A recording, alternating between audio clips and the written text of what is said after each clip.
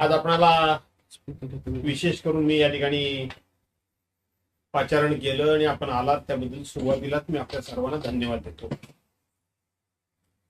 सर्वसाधारणपणे तुम्हा सर्वांना मी आणखीन एका गोष्टी करता धन्यवाद देतो की आपण मंडळी कायम मला संपर्क करता आणि काहीतरी बोला, काहीतरी बातमी द्या, अशा प्रकारचा तुमचा आग्रह कायम असतो. परंतु आपल्या सर्वांकडून गेले अनेक वर्ष मला जी प्रसिद्धी मिळते त्या प्रसिद्धीमध्ये मी पूर्णपणे समाधानी आहे. कारण मला प्रसिद्धी मिळावी म्हणून जाणीवपूर्वक मी काहीही करत नाही. तशी मला फुकटची प्रसिद्धी मिळते. त्यामुळं माझ्या बाजूनं कोणी बातमी दिली म्हणून फार मी सुखावून जात नाही आणि माझ्या विरोधात कोणी बातमी दिली म्हणून माझ्या आयुष्यामध्ये मी कधीच कोणाच्या विरोधात तक्रार केलेली नाही. आणि म्हणून सुरुवातीला त्याही विषयाबद्दल मी तुम्हा सर्वांना धन्यवाद देतो. आज आपणा सर्वांना खास निमंत्रित करण्याचं कारण हे 2-4 मुद्द्यांवर मला खुलासा करणं आवश्यक वाटतं म्हणून मी आज आपल्याला बोलवतो.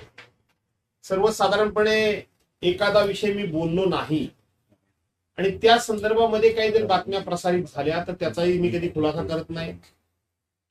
आणि एखादा विषय जर मी बोललो तर त्या संदर्भामध्ये सुद्धा मी नंतर माझे बोललेले शब्द मी कधी मागे घेत नाही आणि मी कधी सारवासारव करत नाही. परंतु आज आपल्या सर्वांना बोलवण्याचं कारण गेले 4 दिवस संपूर्ण प्रसार माध्यम, खास करून इलेक्ट्रॉनिक मीडिया हा माझ्या नावानं जवळजवळ व्यापला गेलाय अशी सर्वसाधारणपणे परिस्थिती दिसतीये. आणि त्यातले 2-4 मुद्दे जे ठळकपणे दाखवले जात आहेत त्यावरच मी फक्त माझं वस्तुस्थिती काय आहे हे आपल्या सर्वांच्या समोर ठेवणार आहे. पहिली गोष्ट, आपल्या सर्वांच्या समोर एक विषय जो आला तो म्हणजे मला शिवसेना पक्षानं माझ्या कार्यक्षमतेप्रमाणे मला काम करण्याची संधी दिली नाही अशा पद्धतीची मी नाराजी व्यक्त केली. हा एक विषय प्रामुख्याने दाखवला जातोय. मी नम्रपणे सांगतो की असं माझा शब्दप्रयोग कुठे असेल तर आपण नक्की प्रसारित करा. माझा शब्दप्रयोग हा आहे की माझ्या क्षमतेप्रमाणे गेल्या 43 वर्षामध्ये मला पुरेपूर काम करण्याची संधी मिळाली नाही. हा माझा शब्दप्रयोग आहे. कुणी दिली नाही, कुठल्या पक्षानं दिली नाही, कुठल्या नेत्यानं दिली नाही असा माझा आक्षेप नाही. त्याच्या पुढे जाऊन मी असं बोललो की हे केवळ माझ्याच वाट्याला आला अशातला भाग नाही. हे असं अनेकांच्या बाबतीत घडतं म्हणून हे माझं दुर्दैव आहे. हा दोष मी माझ्याकडे घेतला. हा पहिला खुलासा. दुसरा खुलासा, आमचे एक सहकारी रत्नागिरी जिल्ह्यातले माजी आमदार राजन साळवी यांनी उद्धव बाळासाहेब ठाकरे पक्षाची साथ सोडली त्यासाठी. सर्वसाधारणपणे जातो त्याला जायचं असेल त्यांनी जा, हा विचार माझा नाही. हा विचार मी मांडत असताना आपले सहकारी आपल्याबरोबर राहिले पाहिजेत याकरता आपण प्रयत्न केला पाहिजे ही भूमिका मी मांडली. पक्षप्रमुखांनी जरूर हे विधान करावं, तो त्यांचा हक्क आहे, तो त्यांचा अधिकार आहे. त्यांनी अनेकांना अनेक गोष्टी दिलेल्या असतात. तरी सुद्धा जर कोण सोडून जात असेल, समजावून सुद्धा तो थांबत नसेल तर शेवटी पक्षप्रमुखांनी ही भूमिका घेणं योग्य आहे असं मी समर्थन केलं. पण पक्षप्रमुख बोलतात म्हणून आम्ही बोलावं हे योग्य नाही. हे मी कालही म्हणालो होतो आणि आजही म्हणतोय. पण त्याचबरोबर मी पक्ष सोडून जाणाऱ्यांकरता खूप मोठे प्रमुख अशा पद्धतीचे 2 ऐतिहासिक दाखले दिले होते. एक दिला होता तो सिंहगडावर जी उदय भान आणि नरवीर तानाजी मालुसरे आणि त्यांच्या मावळ्यांमध्ये लढाई झाली आणि त्या लढाईमध्ये नरवीर तानाजी मालुसरे धारातीर्थी पडले आणि मावळे सैरावैरा झाले, पळायला लागले. त्यानंतर सूर्याजी मालुसरे धावत आले, तानाजी मालुसरे यांचे बंधू, आणि त्यांनी सांगितलं, अरे पळता कुठं, फिरा माग, तुमचे पळायचे दोरच मी कापून टाकलेले आहेत, लढा नाही तर मरा. आणि मावळे लढले आणि जिंकले. आणि म्हणून जे कोणी जाऊ इच्छितात त्यांच्या मनाला उभारी मिळावी याकरता म्हणून तुम्ही दाखला दिला. आणि त्याचबरोबर संभाव्य गेलेल्यांचं संभाव्य काय अडचणी निर्माण होतील हे मी सांगितलं. आणि त्याच्याकरता दुसरं ऐतिहासिक मी उदाहरण दिलं, ते विजापूरच्या किल्ल्याचं उदाहरण दिलं की विजापूरच्या किल्ल्याच्या भोवती जो खंदक खणलेला आहे त्याच्यामध्ये जे पाणी होतं ते ज्या वेळेला शत्रूचे सैनिक त्या विजापूर किल्ल्यावर चढाई करायला यायचे ते शेवटी त्या खंदकात पडूनच मरायचे. आणि म्हणून आज राजकारणाची स्थिती अशी आहे, कोण आला म्हणून ज्याच्याकडून जातात त्यांना फार दुःख वाटणार नाही, आणि कोण आमच्याकडे आला म्हणून कोणाला आनंद फार वाटणार नाही. याचं कारण महाराष्ट्रातली सध्याची राजकीय परिस्थिती ही आहे की कोणालाही कोणाची राजकीय गरज आता फार राहिलेली नाही. आणि म्हणून जिथे आहात तिथेच थांबा. आपण पुन्हा एकदा आपलं गतवैभव निर्माण करू, हा मुद्दा मी मांडला. हे मुद्दे नजरेआड झालेले आहेत. म्हणजे पहिला मुद्दा सुद्धा नजरेआड झालेला आहे, दुसरा मुद्दा देखील नजरेआड झालेला आहे, तिसरा मुद्दा माझ्या दृष्टीने मी अत्यंत महत्वाचा मांडला. काय म्हणला आणि हे मुद्दे कसे समोर येतात, तर तुमच्यासारखे मित्र समोरून प्रश्न विचारतात आणि त्या प्रश्नाच्या अनुषंगाने आम्ही उत्तर देत असतो. बऱ्याच वेळेला आपले प्रश्न दाखवले जात नाहीत, फक्त आमचं उत्तर दाखवलं जातं. एक अत्यंत विचार मी महत्वाचा मांडला की जो आजपर्यंत मला असं आजही मी सांगतो ठामपणे की आमच्या शिवसेनेमध्ये कुणी मांडला नाही, असं माझं ठाम मत आहे. काय विचार मांडला जातो सातत्यानं की हिंदू हृदय सम्राट शिवसेना प्रमुख मान्य बाळासाहेब ठाकरेंचे वारसदार आम्हीच आहोत, अशी जी काही मंडळी म्हणते त्यांना मी उत्तर दिलं.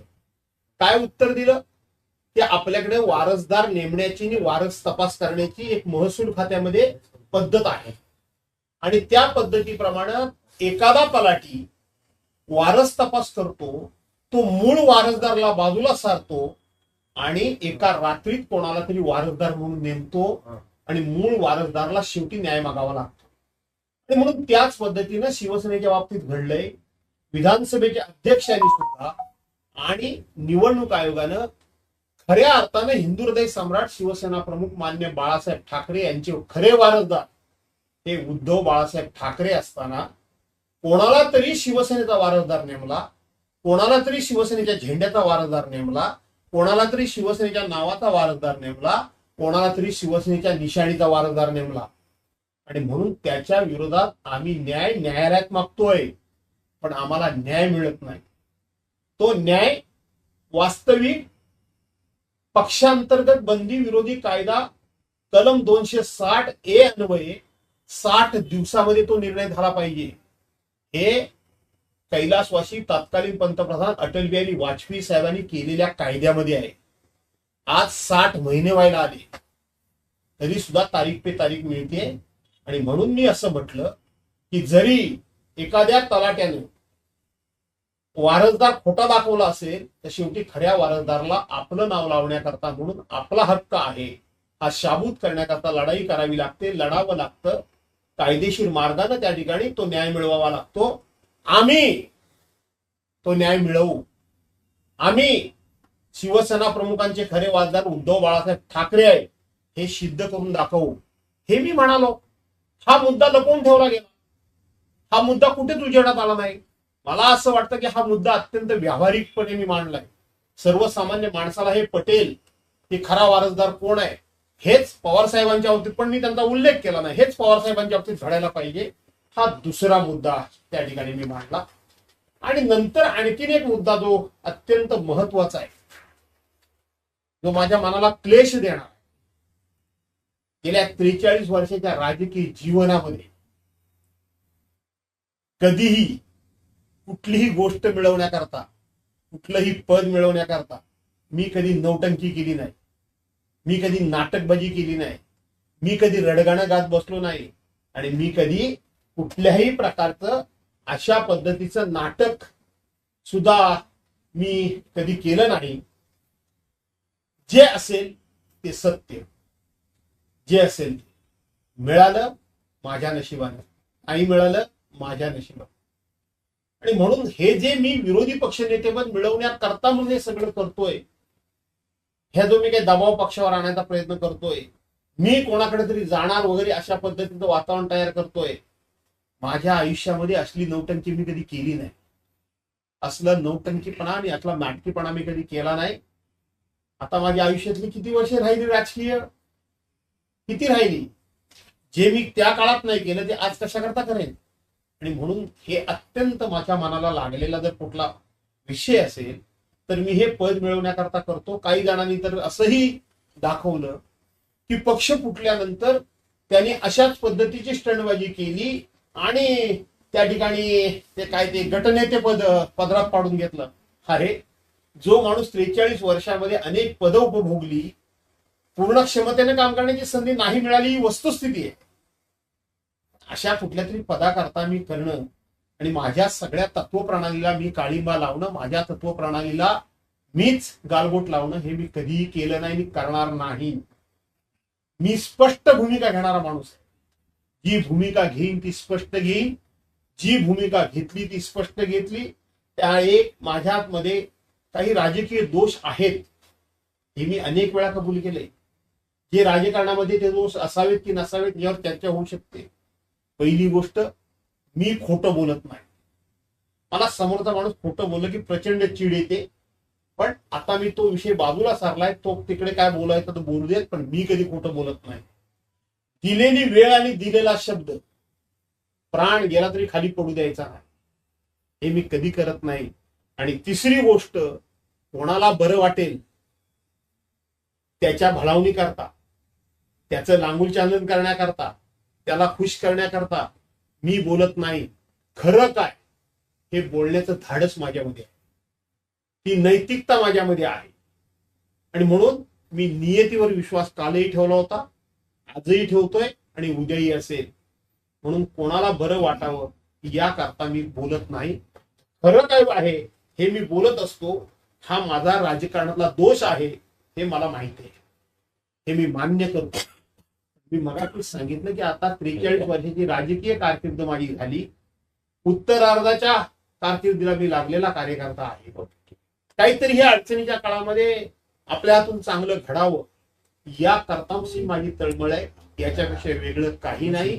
आणि म्हणून आजपर्यंत जे जगलो ते चांगलं की वाईट ह्याचा हिशेब करत असण्यापेक्षा त्यातून फायदा झाला की नुकसान झालं याचा विचार न करता आयुष्यामध्ये 43 वर्ष ज्या तत्वानं जगलो, त्या विचारानं जगलो आणि ज्या माझ्या वेड्यावाकड्या कार्यपद्धतीनं जगलो त्याच कार्यपद्धतीनं मग जगणार आहे. हे 3-4 प्रमुख खुलासे करण्याकरता म्हणूनच मी या ठिकाणी तुम्हाला बोलवलं. त्याचबरोबर राजन साळवी गेले, जाऊ नये म्हणून मी म्हटलं, पण गेल्यानंतर पहिला म्हणणारा माणूस मी आहे की राजन साळवी गेले म्हणजे अख्खं कोकण गेलं ना, असं म्हणण्याचं काही कारण नाही. आजही हिंदू हृदय सम्राट शिवसेना प्रमुख मान्य बाळासाहेब ठाकरेंची पुण्याई आबादित आहे, शाबूत आहे. ती पुण्याई फळाला यावी म्हणून आम्हाला कष्ट करावे लागतील, आम्हाला मेहनत घ्यावी लागेल, आम्हाला काही निर्णय घ्यावे लागतील. अशी भूमिका मांडणं म्हणजे ही पक्षविरोधी भूमिका असेल असं मला वाटत नाही. एवढाच मला खुलासा करायचा होता. आणि म्हणून जे मी बोललो नाही किंवा जे बोललो ते बाजूला ठेवलं गेलं आणि जे मी बोललो नाही त्याचा अन्वयार्थ काढला. मी सांगतो तेच की जसं मी सांगितलं की मला पक्षानं संधी दिली नाही असं नाही, तर ते माझं दुर्दैव आहे असं मी म्हणालो. दुर्दैव आहे, पक्षानं संधी दिली नाही असं माझा शब्द प्रयोग जर असेल तर तो प्रसिद्ध करा. मी माझा शब्द मागे घेईन, पण मला माहित आहे मी खोटं बोलत नाही. त्यामुळे मी जे बोललो ते बोललो आणि नाही ते नाही. सर, कोकणामध्ये ज्या पद्धतीने आता पक्षप्रवेश होत आहे तर राजन आता आपण एवढ्या पुरेशात आता पत्रकार परिषद आहे. आज प्रश्न माझे ह्या संदर्भात काय असतील तर बाकी नवीन प्रश्न आज काय आपण घेऊया नको, त्याकरता आपण मला सहकार्य करा. नेते म्हणून डॅमेज कंट्रोल कसं? ठीक आहे, मी सांगितलं